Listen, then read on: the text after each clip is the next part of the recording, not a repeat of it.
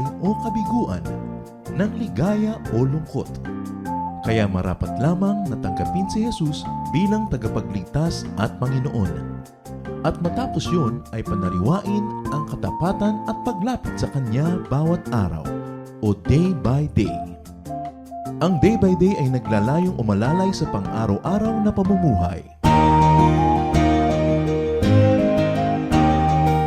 Narito po si Kuya Ed Lapis sa mensaheng pinamagatang Prayer of Confidence.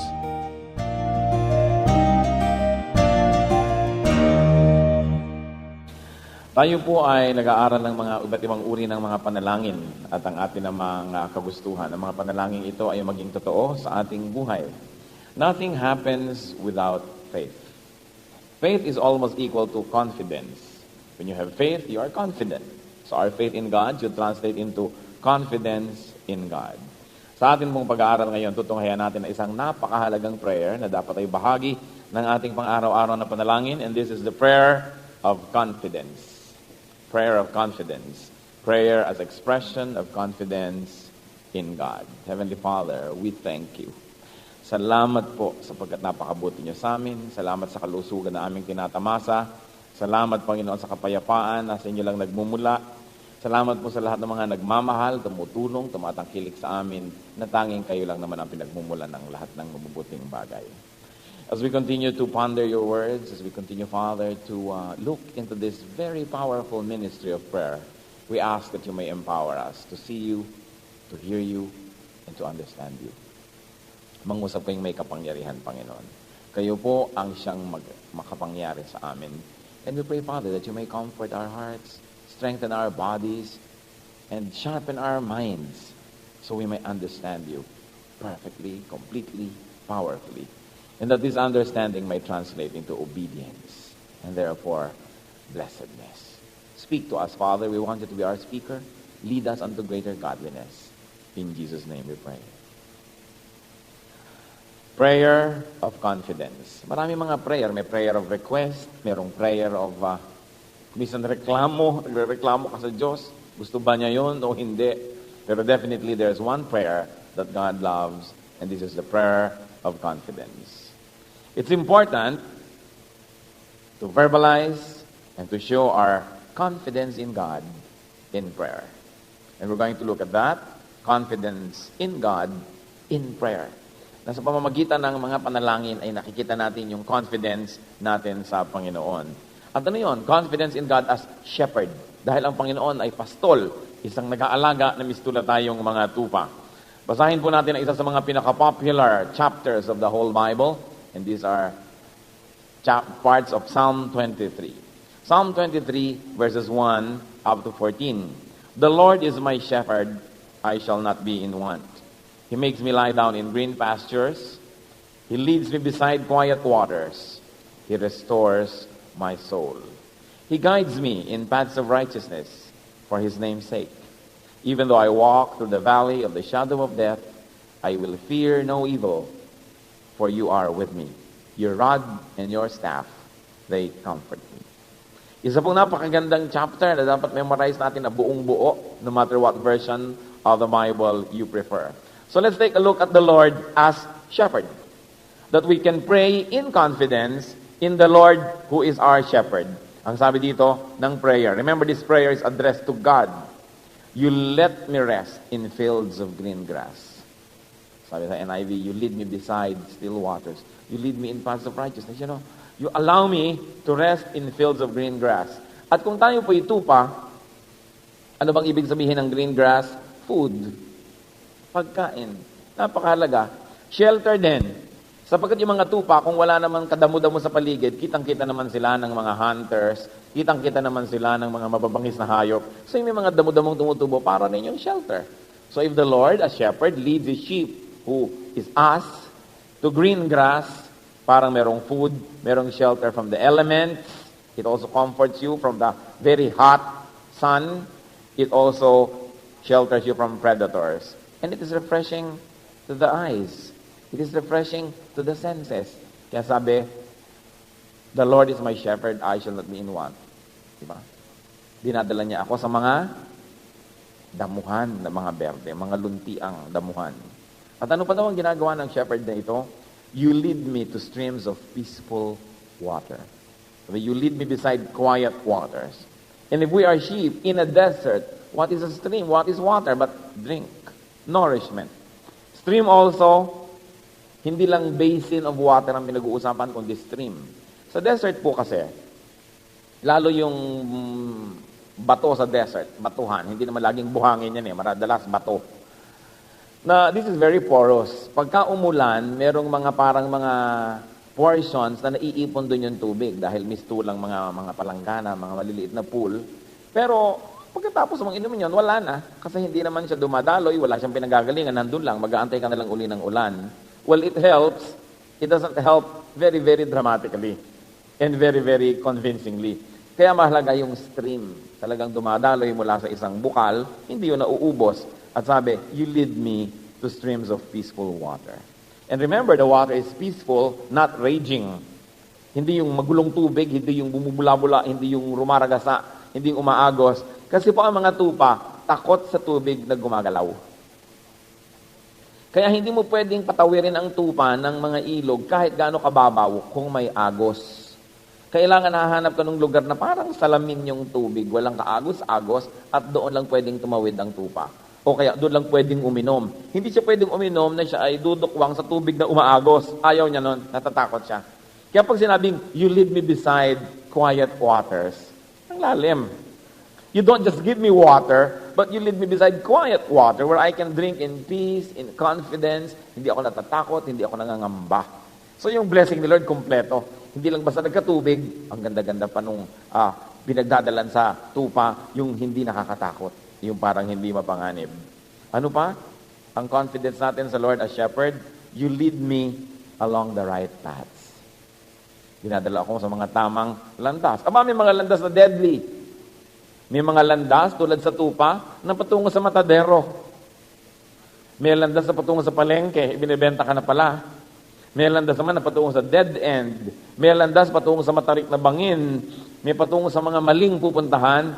Sabi niya, you lead me in paths of righteousness. In the right paths. Hindi landas na patungo sa, yun pala ay meron diyang lungga ng mga ulupong. That you are being brought into a snake pit. Kasi maraming ganun na leaders. Susunod-sunod ka, dinala ka pala sa kapahamakan. Religious leaders, susunod-sunod ka, dinala ka pala sa impyerno. Kasi mali pala yung turo. Kaya sabi, you as shepherd, you lead me in paths of righteousness. Ano pa? You make me feel safe with your shepherd's rod. Sabi, thy rod and thy staff, they comfort me. Ano kaya ibig sabihin ng they comfort me? Pag nakikita ko yung rod, yung pamalo, yung hawak na yan ng shepherd, I feel good because I know that it will be used against predators, against false shepherds who might want to take me, and against my own mistakes. Kaya po nakikita natin yung tupa na yung kanyang hawak na kahoy merong liko sa dulo. Di po ba? Yan yung depiction ng mga tupa, ng mga pastol. Kasi pag yung tupa lumiliko, kakalawitin niya yung leeg para ibalik siya sa tamang landas. Ang mga tupa kasi, medyo parang questionable ang IQ. Lagi silang nawawala. Hindi nila natatandaan ang daan pabalik, pauwi. Laging kung saan mapanganib, doon napupunta. Kaya yung mga shepherd, kinukuha-kuha sila sa mga gilid-gilid ng bangin dahil nahuhulog doon. Ganun yung mga tupa. Para bang, tingnan nyo katabi nyo. Parang tayo. Parang tayo. Kung saan yung mali, doon napapapunta. Lagi na lang hindi makabalik-balik sa tama. Lagi na lang yung mga mapanganib doon gustong dumaan. Lagi na lang napapahamak. Lagi lang, Lord help me, Lord rescue me. Patulong ng patulong. Kaya nga ang ginawa na poetic device to symbolize the ministry of Jesus in our lives is that He is shepherd. And we are sheep. Kung alam lang natin ang kahulugan ng sheep, hindi kayo laging matutuwa na sheep. At kung may katangian man ng sheep, pinapatay na ito, tahimik pa. Kaya si Lord din sabi, para siyang lamb na dinala, the Lamb of God, inialay. Hindi katulad ng baboy, di ba? Nakakasense pa lang siya na gagawin niyo siyang lechon. Umaga pa lang, nag-aatungal na. Nakakarinig kayo nito. Yung pagka ang baboy ay kakatayin, ang ingay-ingay, iskandalosa. Ganon din ang mga kambing. Pero ang tupa, tahimik na tahimik. Ganon naman si Lord nung siya ay ipinapako sa krus, walang alma-alma, kalmadong-kalmado, parang tupa. Kaya po maganda, yung mga naiintindihan din natin yung cultural value ng mga example sa Bible. Kasi hindi yan inilagay dyan para lang may ilagay. Lagi siyang may poetic devices that we must understand. So, sabi niya, your rod and your staff, they comfort me. Whenever I see your rod, I know you will use it against my enemies, and you can also use it to correct me. Uncomfortable na hinihila ka nung kalawit noong shepherd, pero lalo namang uncomfortable na mahulog ka sa bangin. Kaya kung tayo man kinakalawit ng Diyos, ibinabalik sa tama, nasahirapan, nasasaktan, pasalamat pa rin tayo dahil hindi tayo pinabayaan. Dahil mas grabe naman kung pinabayaan na lang tayo na sundin ang ating mga kagustuhan. At anong sabi? Why am I confident in you as shepherd? Because you are with me. You are with me. Sabi pa dyan, even though I walk through the valley of the shadow of death, I will fear no evil, for you are with me. Kahit na pa nga ako maglakad dun sa mga madidilim na mga libis. Once more, we should understand the culture of Israel. Takot sila sa dilim. Ayaw nila ng madilim. Kaya sa kanila, kahit buong gabi, mayroong ilawan na umiilaw-ilaw buong gabi. Kaya sabi give me oil in my lamp, keep it burning. Kasi pag nawala yung oil ko, didilim, para naman ako napangalagay sa panganib. Gusto nila laging may ilaw. Kaya ano sinasabi yan daw, babaeng mahusay, sa Proverbs 31, her lamp does not go out at night. Hindi siya nauubusan ng langis, lagi siyang may apoy. Sapagkat ina-equate nga nila yung dilim sa paglayo sa Diyos o paglayo ng Diyos. Kaya laging, you will be thrown out in darkness where there will be weeping and gnashing of teeth. So you should understand that whenever darkness or light is used, it has very deep implications on the fears and on the sense of security of the Israelites. Sabi niya, you are with me. Kahit dumadaan ako sa mga libis. Kaya ang mga Israelites, ayaw nilang dumadaan sa mga libis. Yung mga may dalawang bundok sa gitna nun, madilim usually. Dahil kung ang araw nandito o nandun natatakpan, ayaw nila doon. Ayaw nila naglalakad sa mga valleys. Kaya sabi, though I walk through the valley of the shadow of death, you are with me. So the Lord, a shepherd, is with us anywhere and everywhere. And the result of all this is that, therefore, I will never be in need. Yeah. Pero inilagay sa first line yon, the Lord is my shepherd, I shall not be in want.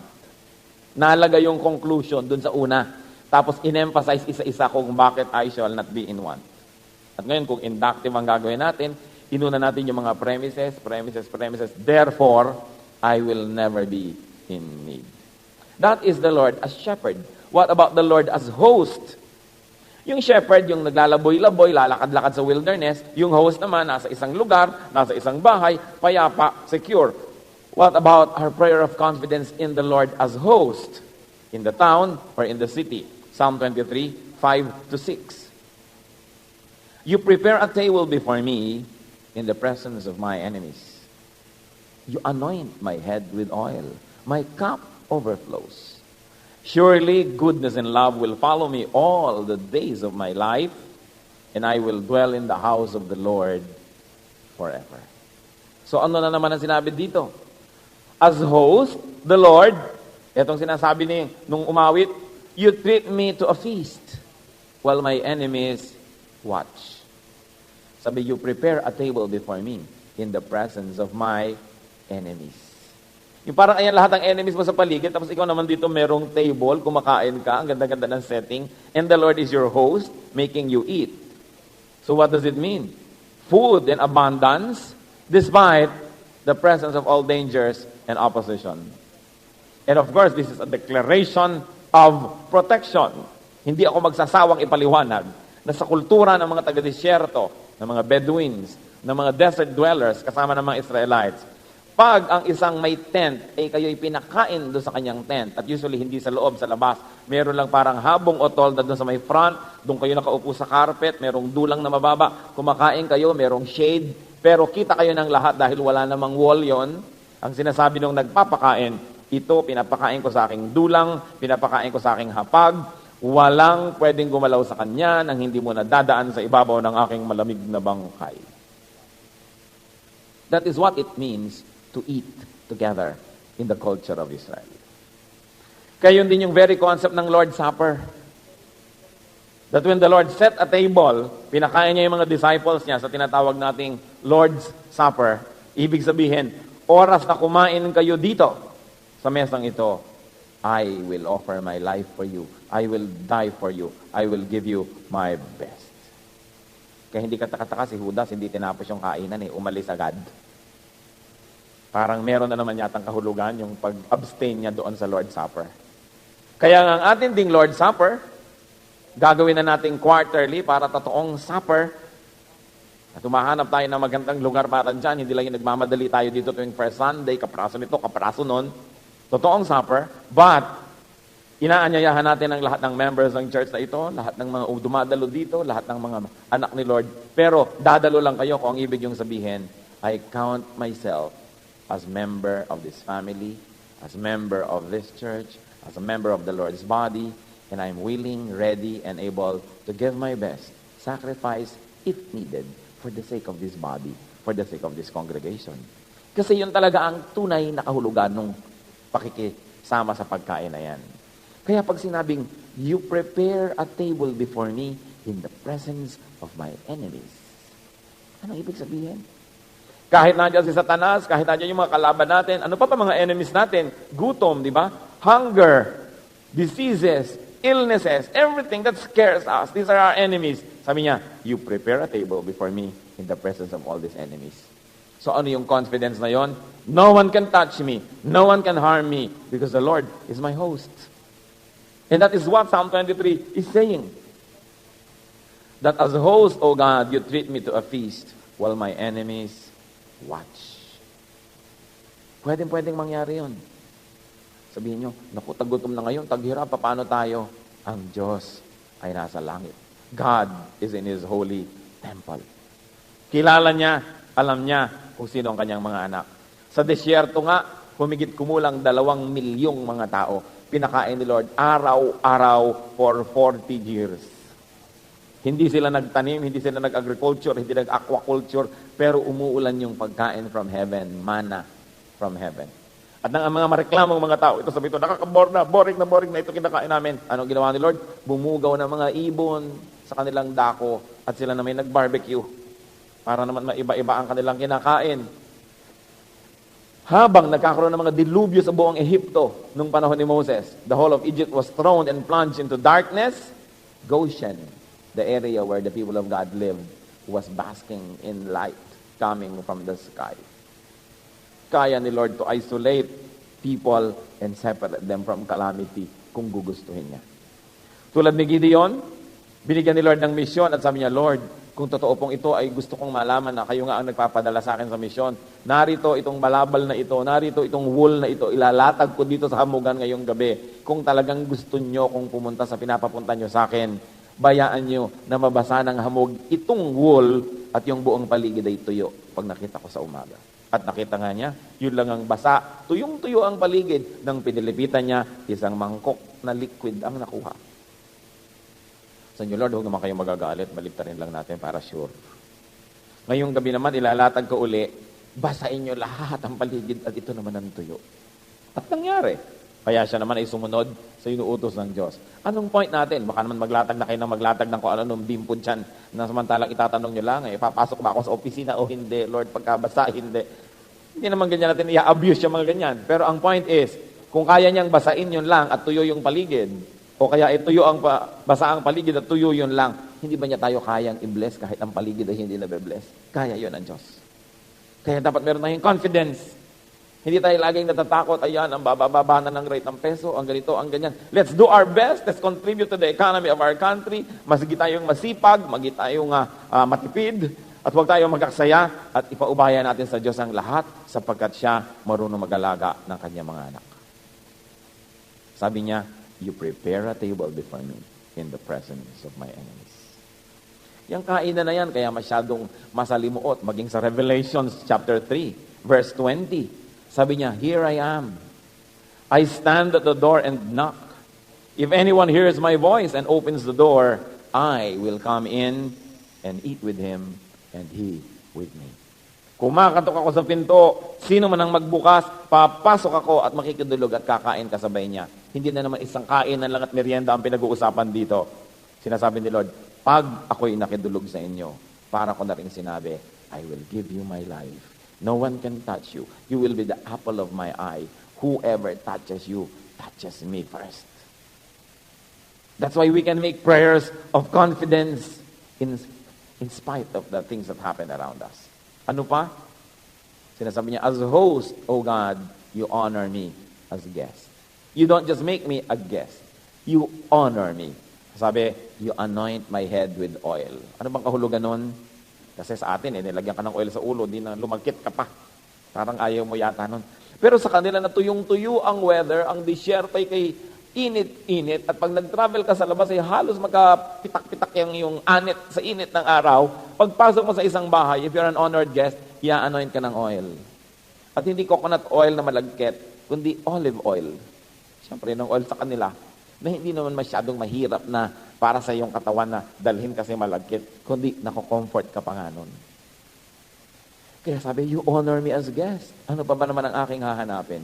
In fact, sabi ni Lord sa John 14:2-3, in my Father's house are many rooms. If it were not so, I would have told you. I am going there to prepare a place for you. And if I go and prepare a place for you, I will come back and take you to be with me so that you also may be where I am. You know the way to the place where I am going. Kaya ang trato sa atin ni Lord, bisita. Bisitang pangdangal. Ang galing niyang host. Sabi niya, I'm going to die for you. Ipinakita niya sa mga disciples, sinugasan pa niya ang paa ng bawat isa.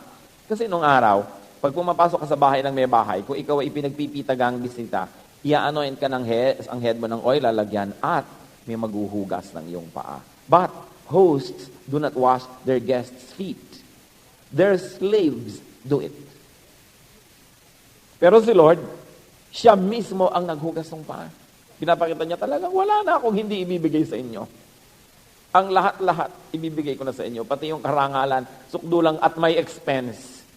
Kaya nga, kinuha ni Lord lahat ng kasalanan natin, di ba? Para tayo maging sinless. Kinuha niya yung sin, inilagay niya sa katawan niya, tapos dahil doon namatay siya, binayaran niya.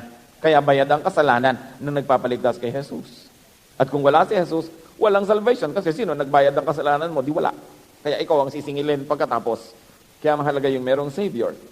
Kaya ang sabi, talagang pwede akong magkaroon ng confidence dito sa aking shepherd. Kung nasa kagubatan at nasa ilang, at kung nasa loob naman ng mga bayan at bahay, as my host, the Lord is everything to us. At sabi, you fill my cup until it overflows. You fill my cup until it overflows. Hindi lang ako basta nilagyan, umapaw pa, nagkaapaw-apaw na yung lagay. At inuulit yan, sinasabi sa mga marunong daw umunawa sa kautusan, sa marunong magbigay sa Diyos, at marunong na i-honor ang Diyos to their givings. Anong sabi sa Luke 3? Luke chapter 6 rather, verse 38. Napakalinaw ng sinasabi, a good measure will be given to you, pressed down, shaken together, and running over will be poured into your lap. Ito yung tinatawag natin, siksik, liglig, at umaapaw. Ang ibibigay daw sa iyo, tamang sukat, hindi daya. Tapos pressed down, siniksik pa. Kasi alam niyo nung araw, pag bumibili kayo ng grain, yan ay sinusukat sa para mga salop. Bumibili kayo ng bigas, trigo, whatever, palay, sinusukat. At yung mga nagtitinda, ang gagaling ng pulso. Pag dumakot yan nung pangdakot nila nung halimbawa bigas at inilagay sa salop mo, talagang hiwa-hiwalay ang grain pagdating niyan, ang bilis-bilis na isasalin yan sa supot, kasi pag tinagalan nyo kahit konti, bumababa. Kasi may mga hangin-hangin yan sa pagitan. Konting tagal lang, kung puno dito yung halimbawa yung salop, mamaya bababa na yan ang konti. E di dapat lagyan na naman nila para mapuno. Kaya yung madadaya, ang bilis maglagay at ang bilis maglipat sa supot. Tapos ibibigay na sa iyo. Pero hindi daw ganun magbigay ang Diyos. Anong ginagawa? Good measure, tama ang sukat. Hindi yung salop sa labas, tapos sa loob pala, ang kapal-kapal ng kahoy. Parang nakakabili ba kayo ng kung ano-ano mga produkto? Ang laki-laki ng lalagyan, ang taba pala nung ilalim. Konti lang pala yung laman. Para ba mga lansones sa Laguna? Puro pala dahon ng saging yung ilalim, yung ibabaw lang yung lansones. Ganon. Pero sabi, a good measure, pressed down, at shaken together. Niliglig pag gano'n, para yung mga grain bumaba talaga at nang mapuno pa uli at umapaw. Ganon daw magbigay ang Diyos. Walang kadaya-daya, walang kakulang-kulang, sobra-sobra pa. So ang resulta, you fill my cup until it overflows. Parang Filipino hospitality. Busog ka na, konti na lang ang kailangan mo, hahainan ka pa ng isa na namang bandehado. Yung sobra-sobra. Kung minsan, hihingi ka, bigyan nga ako ng patis, bigyan ako ng suka, isang drum ang ilalagay sa'yo. Paano gusto mong isipin? Hindi ba marunong sumukat ito? Wala ba siyang common sense? Wasteful ba siya? Pero pag tingnan nyo yung kalooban, kasi gusto mag-please. Ayaw niyang isipin na minemenos nyo siya, kinukontihan nyo yung bigay. Kaya ang dami-dami. Sometimes that the middle class cannot understand from the other, let's say the working class. Ba't ang dami nila maglagay? Kasi nga, they want to please. But of course, kung wasteful na yon sa ating buhay, hindi naman siya tama. But that's how the Lord gives. The Lord gives until it overflows.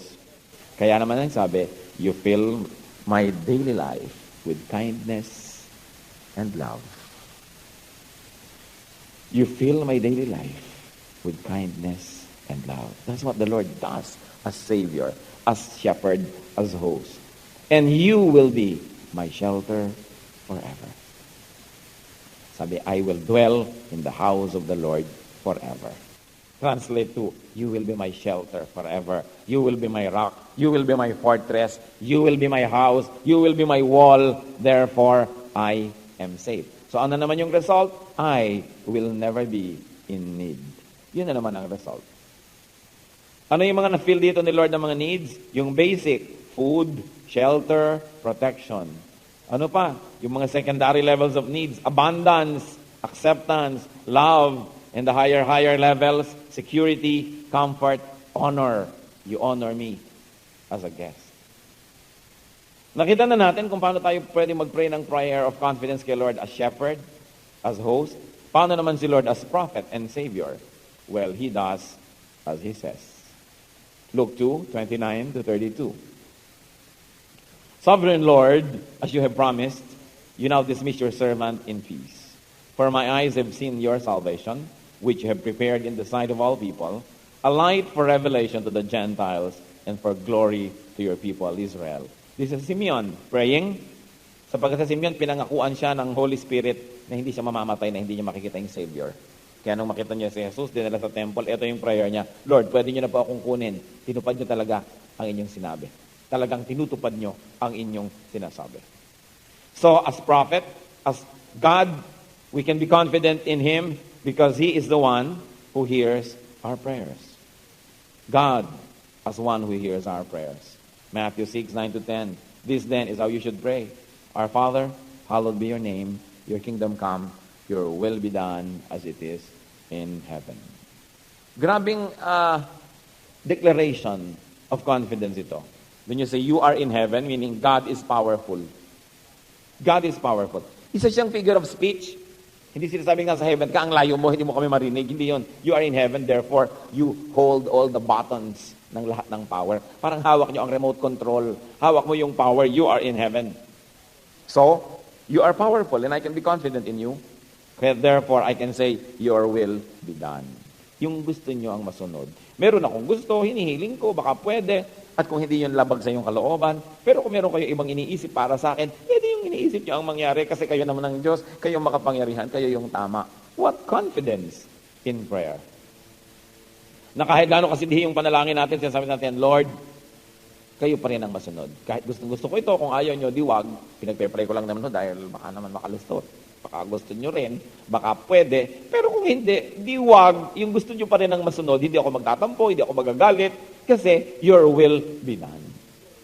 Napakahalagang attitude sa prayer, yung meron tayong confidence that we trust God more than we trust ourselves, that we trust God's intelligence more than we trust ours. And God always hears. That's what's important. What else? We can trust God as the good Father. We can pray prayers of confidence to God as God who is the good Father. Matthew 7:9-11, the Lord compares Himself with human parents. Which of you, if his son asks for bread, will give him a stone? Or if he asks for a fish, will give him a snake? If you then, though you are evil, know how to give good gifts to your children, how much more will your Father in heaven give good gifts to those who ask Him? Sabi, o kayong mga may mga anak na, di ba mahal na mahal yung mga anak nyo? Pag humingi ba yan ng tinapay, binibigyan nyo ng bato. Pagkagat niya, putol ang ngipin niya dahil bato. Ako pa kaya na banal? Ako pa kaya na ama nyo sa langit? Ang di magbigay ng mabuti sa inyo? Napakalinaw naman siguro. Hindi na tayo dapat magduda. Pag may ibinibigay ang Diyos, dahil siya ay mabuti. At pag may ipinagkait ang Diyos, dahil pa rin siya ay mabuti. Hindi dahil siya ay maramot, hindi dahil siya ay kuripot, hindi dahil siya ay masama, dahil siya ay mabuti. Kasi kamisan may mga hinihingi tayo, sa tingin natin, tamang-tama sa atin. Pero sa tingin ng Diyos na nakakaalam ng lahat, makasasama. Kaya di niya binibigay. O kaya may ibibigay siya, pero saka na, 30 years from now, ibibigay. Yung pala, pag ibinigay sa iyo ngayon, makakasama lang eh. Hindi ka pa handa, hindi ka pa pwede. So, later ibibigay. So, Lord, kaya ibigay nyo ngayon agad, kaya ibigay nyo sa kana, o hindi nyo ibigay kahit kailan, salamat pa rin, I will still be confident in you, I will still trust you, because you are my loving Father. Ang ganda ng analogy, ang taong makasalanan ay mabuti ring magulang. Di ba? Alam natin yan. Kahit pa nga masama napakabuti mo pa ring magulang. Kahit ka pa nga magnanakaw ninanakawan mo nga yung iba para ibigay sa anak mo. Although hindi natin ine-endorse at hindi tama. Pero ganun kabuti ang magulang. Kaya nakikita niyo naman yung mga iba kumisan, mga convicted killers na, ang mga anak talaga, hindi po, napakabuti po ng aking magulang. Sa'yo. Anak ka kasi sa iba, mabuti ba siya? Kaya sinasabi, kayong masasama, marunong din kayong maging mabuting magulang. Ang Diyos pa ba na hindi masama? Ang Diyos pa ba na perfect ang kabutihan? Ang hindi maging mabuting ama? Kaya huwag tayo magduda kahit kailan. Hindi niya tayo pinagdadamutan, hindi niya tayo pinagkakaitan, pati ang kanyang mga no answers to our request, expression ng kanyang kabutihan. Kaya sabi niya, we can be confident. So we talk about confidence in God in prayer. What about confidence in God in action? Which is also a challenging field. Confidence of God in prayer and words translates into confident decisions and actions. James 1:6. But when he asks, into mga nagdarasal, he must believe and not doubt. Because he who doubts is like a wave of the sea, blown and tossed by the wind. Ang nagdududa, para lamang isang alon sa dagat. Kung saan umihip ang hangin, doon nagpupunta. Kung doon, kung dito, sunod-sunuran, walang nararating, paikot-ikot lang. Ganyan daw ang tao na nagdududa sa Diyos. Mark 5:36. Ignoring what they said, Jesus told the synagogue ruler, don't be afraid, just believe. Of course, this is about Jairus. Pumunta siya sa Panginoon, naghihingalo ang anak. Sabi ni Lord, halika, pupuntahan natin. At tapos may mga dumating na messenger, huwag na po kayong tumuloy, namatay na ang bata. Sabi ni Lord sa kay Jairus, don't be afraid, just believe. And because he believed, the child, though she died, returned to life. What conclusions can we make out of these things? Pray prayers of confidence. Mga kapatid, ilagay natin sa ating repertoire, sa ating programa ng prayer, yung prayer of confidence. Hindi lang prayer of request, hindi lang prayer of reklamo, kundi prayer of confidence. Na sinasabi mo, Lord, nagtitiwala ako sa inyo dahil 1, 2, 3, 4, 5. Nagagawa ba natin sa ating prayer yan? Na iniisa-isa natin yung dapat nating ipagtiwala, yung you lead me in paths of righteousness for your name's sake. You lead me beside quiet waters. You restore my soul. You are always with me. You prepare a table before me in the presence of my enemies. Na isa-isa na ba natin sa Diyos yung mga kabutihan niya sa atin, sa ating prayer? O ang iniisa-isa natin lagi, yung wala, yung kulang, yung reklamo. Lagi tuloy tayo ang feeling natin. Feeling of inadequacy. Feeling of loss. Feeling of weakness. Para tayong laging talo, lugi, kawawa. Kasi hindi natin laging sinasariwa sa ating isip yung kabutihan ng Diyos. So we should pray prayers of confidence. Na Lord, napatunayan niyo na ang sarili niyo sa akin nung araw. Hindi ko malaman kung bakit ako pumasa sa board. Alam ko, himala niyo. Diba? Hindi ko malaman kung bakit pinakasalan ako nitong taong ito. Ano bang katangian ko? Himala niyo talaga, Panginoon. Hindi ko malaman kung paano ako nag-survive noon sa barkong lumulubog, sa bahay na nasusunog, sa 3 asong humahabol sa akin. Hindi ko alam kung paano ako nakaligtas sa takot-takot ng panganib na sinuot ko when I was a young person. Sa pagtayo-tayo ko at pagsirko-sirko sa umaandar na motorsiklo. Talagang napatunayan niyo na, Lord, kung sino kayo. Do we pray such prayers? We should. Dahil dapat inaalala, sinasariwa yung pagkilos ng Panginoon sa atin. Kasi kung ano siya noon, ganun siya ngayon, ganun siya bukas. Dapat nating inaalala ang kanyang mga tagumpay sa ating buhay. That we should always declare confidence in God in prayer. That we should change situations through prayers. And if the situations don't change, I assure you, at least your heart will change when you pray prayers of confidence. So make more of this. Payamanin natin ang ating panalangin. Ang mga Kristiyano kasi 95% ng panalangin, shopping, request, hingi ng hingi, utos. Teka muna, magpe-pray ako, dyan muna kayo. Tapos Lord, gawin mo po ito, baguhin mo po ang asawa ko, bigyan mo kami ng pera namin, ganito. Yung pala, pag-uutosan nyo lang yun, Diyos. Madalas, ganun lang. Kaya tuloy ang buhay natin, hindi kasing kulay ng dapat, hindi kasing ganda ng dapat, kasi malnourished ang ating prayer life.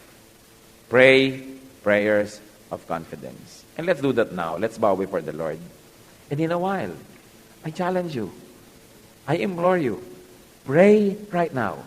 Prayers of confidence. Purihin niyo ang Diyos. Tulad ng pagpuri ng sumulat ng Psalm 23. Kung ano-ano mga ginawa niya sa inyong buhay, ipanalangin niyo, kausapin niyo siya, at sabihin niyo, Lord, I trust in you because you are like this, because you are like that. Pray prayers of confidence. Statements of facts about the goodness of God.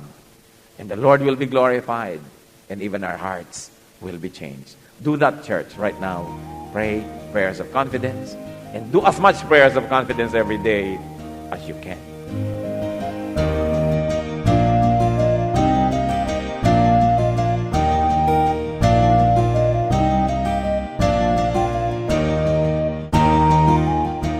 Ang katatapos pong mensahe ni Kuya Ed Lapis ay pinamagatang Prayer of Confidence.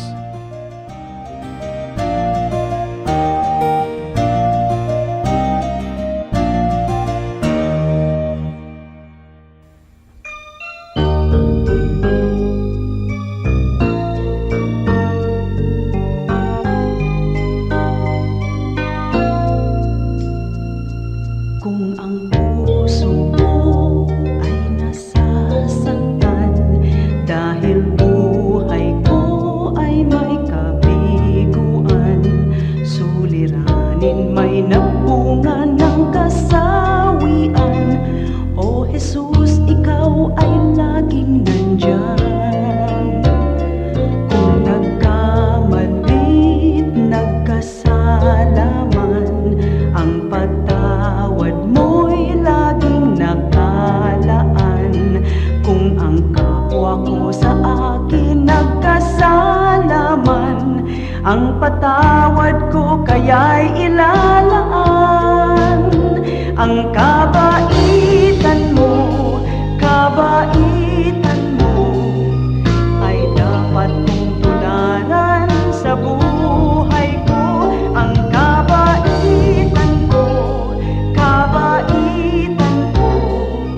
biyaya ng Espiritu, kabaitan ko.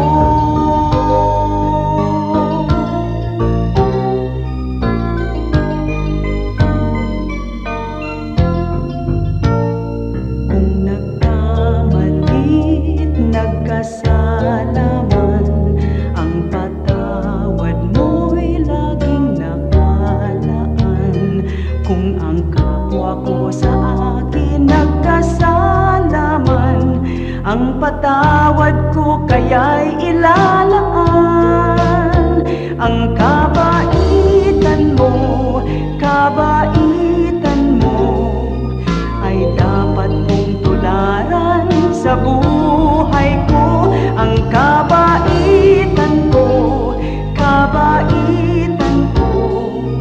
biyaya ng Espiritu, kabaitan ko.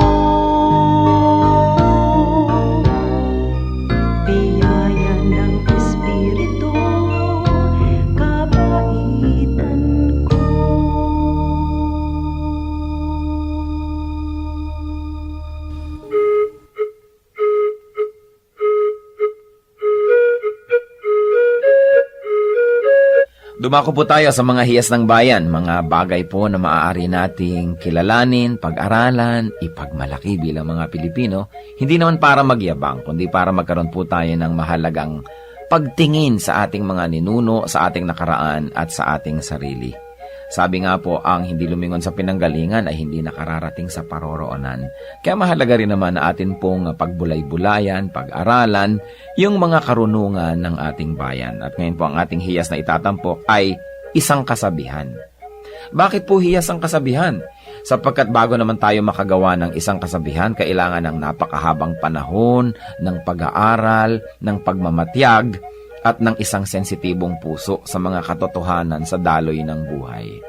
Bawat isang kasabihan po ay maaaring isa o maraming buhay na nagtulong-tulong, nagsama-sama upang makita ang mga batas ng buhay, ang mga daloy ng mga katotohanan. Kaya nga po ang isa nating pagbubulay-bulayan ngayon na kasabihan ng ating bayan na hinango po sa koleksyon ng UP Cultural Dictionary for Filipinos ni Thelma Quintanar at mga kasama. Sabi po ng kasabihang ito, ang bayaning masugatan, nag-iibayo ang tapang. Tama nga naman po. At ito po, kung ibabase natin doon sa kanyang pangunahing kahulugan, yun pong literal, totoo naman. Sa mga larangan ng digmaan, yung mga bayani, habang nasusugatan, habang tinatamaan at nagdurugo o kaya po ay lumilipad ang mga punglo sa paligid, ay lalong tumatapang. Yun po yung mga bayani, siyempre may mga duwag na pag nasugatan, umaatras naman. Pero ang mga bayani, pag nasusugatan, nag-iibayo pa ang tapang. Subalit higit po dito sa pangunahing kahulugan nito na yung literal, meron pa pong malalim na kahulugan siyempre ang hiyas ng bayan na kasabihan na ito. Na ang taong talagang matining ang loob, ang taong talagang mahusay ang kalooban, ang tao na talagang magiting ang kanya pong pagkatao, habang siya po ay hinahamon ng mga nakapaligiran, habang siya po ay pinipilit na ikulong, ay lalo naman siyang nagpipilit na makalaya. Habang siya'y minamaliit, ay lalo naman niyang pinapatunayan ang kanyang kadakilaan. At habang siya po ay pinahihirapan sa kanya pong pagtatangkang makamit ang kanyang minimithi, ay lalo naman po siyang nagsusumigsa at lalo naman siyang nagsisikap na malampasan ang mga hadlang na ibinibigay sa kanya. Yan po ang tunay na kabayanihan. Hindi madaling matakot, hindi madaling umatras, hindi ningas kugon, hindi madaling panghinaan ng loob, at hindi madaling alisan ng damdaming marubdob upang maituloy ang mga dakilang adhikain. Yan po ang isang tunay na kabayanihan. Hindi madaling pigilin ng mga kalungkutan, hindi madaling pigilin ng mga balakid o hirap. At yan po ang isang tunay na kabayanihan. Yung pong tayo ay magkaroon ng isip na kapag naidalangin na natin at nadesisyon na natin gawin na isang bagay, hindi tayo madaling hadlangan. Habang nagkakaroon ng hadlang, lalong tumitibay ang ating determinasyon na ito'y malampasan. Habang tayo nasusugatan, lalo tayong tumatapang. Yan po ang isang magandang kaugalian ng ating bayan na dapat nating alalahanin. Hindi po yung ningas kugon na sabi ng mga banyaga tungkol sa atin, kundi yung kasabihang ito, ang bayaning masugatan, nag-iibayo ang tapang.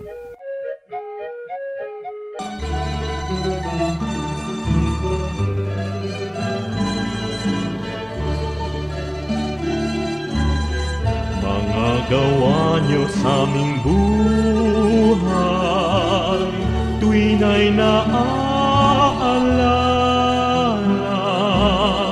Kayo'y laging tapat na tunay, puno ng pagpapala.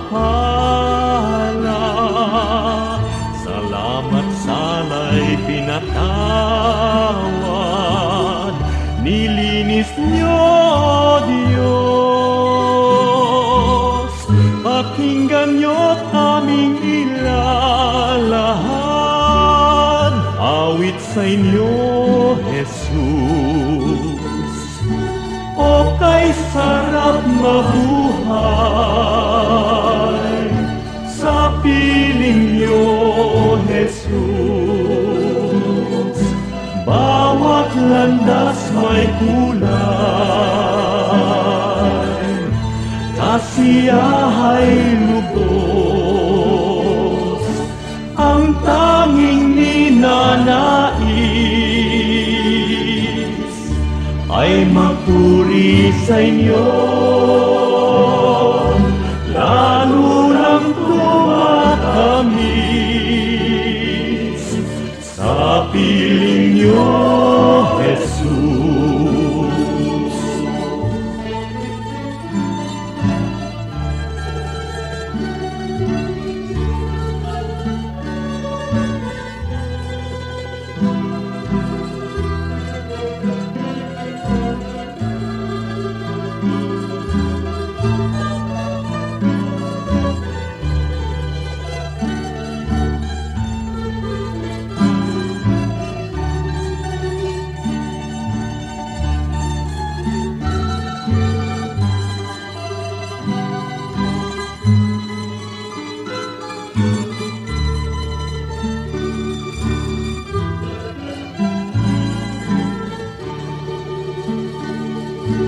O kay sarap mabuhay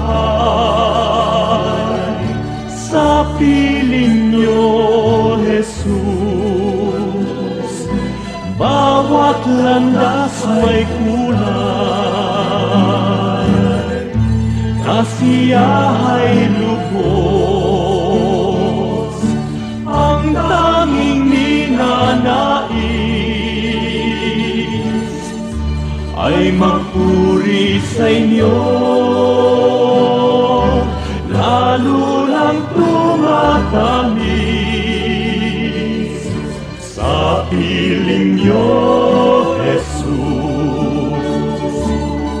Bawat hakbang ay mayroong awit, bawat pintig ng puso, mga himig na makalangit sa damdami bugso. Lumipas man ang aking buhay, awit di matapos,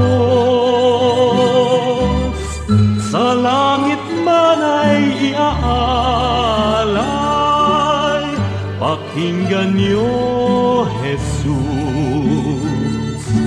O kay sarap mabuhay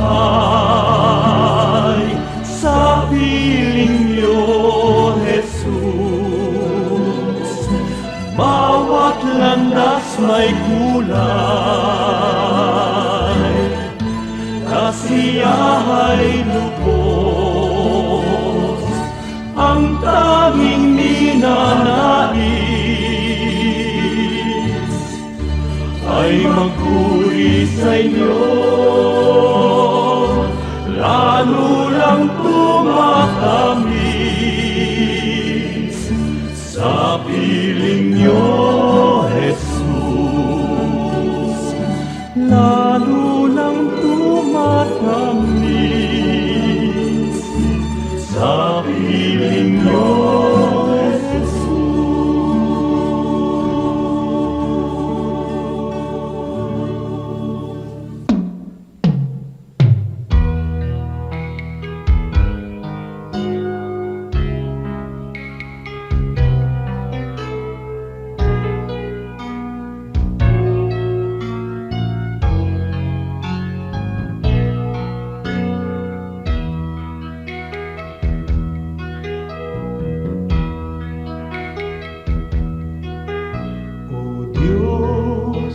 dalangin ko'y iyong tanggapin, na maging karapat-dapat sa iyong paningin. Kung may pag-aalinlangan ang aking paniwalaan ay ikaw, O Diyos. Ang kailangan ko'y iba yung lakas di ko natahaking ligaw na landas sa pagpaparot parito sa ulat bagyo'y hindi magbabago. Katapatan ko ang alay ko, Panginoon. Katapatan ko sa'yo'y panghabang panahon. Kahit minsan na tiwala ko'y di kukupas, katapatan ko panatiliin mong wagas.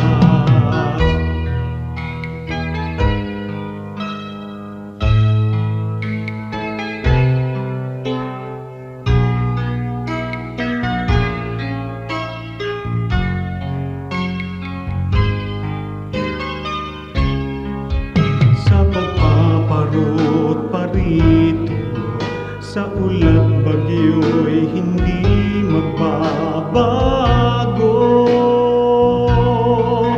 Katapatan ko ang alay ko, Panginoon. Katapatan ko sa'yo'y panghabang panahon. Kahit minsan na tiwala ko'y di kukupas, katapatan ko panatiliin mong wagas.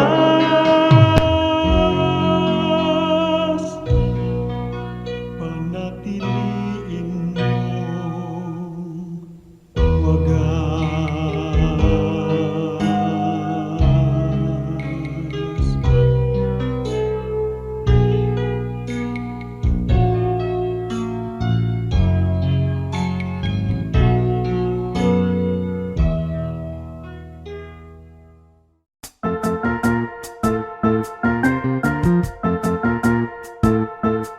Oras na po para pansamantalang magpaalam ang programang Day by Day. Tayo po'y magsama-sama tuwing ika-6 hanggang ika-7 ng umaga, araw-araw. Magandang umaga po at mabuhay ang Panginoong Hesus!